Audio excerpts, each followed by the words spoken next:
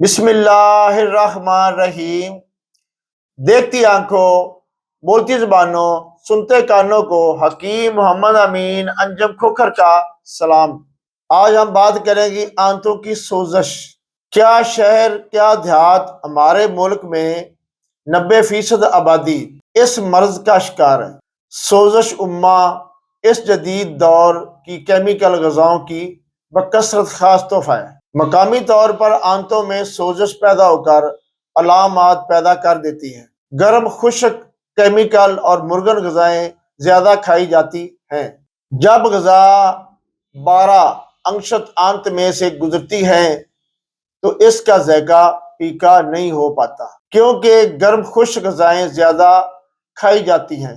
صفرا کی کثرت پیدا کر دیتی ہے، اس وجہ سے غذا نمکین ہو جاتی ہے۔ اس میں چونکہ صفرا کا عمل دخل زیادہ ہوتا ہے اور صفرا خارش ڈال دیتا ہے، آنتوں میں خراش ڈال کر سوزش پیدا کر دیتا ہے اور علامات پیدا ہو جاتی ہیں۔ آنتوں میں سوزش پیدا ہونے کی اسباب کے علاوہ دیگر وجوہات بھی ہیں۔ سر فہرست کیمیکل والے پھل اور سبزیاں کھانا ہے، ڈپریشن، زیادہ گوشت خوری، ہوٹلنگ، بے وقت کھانا، تیز مسالہ جات، یہ سب چیزیں انسانی صحت کے لیے مضر ہیں۔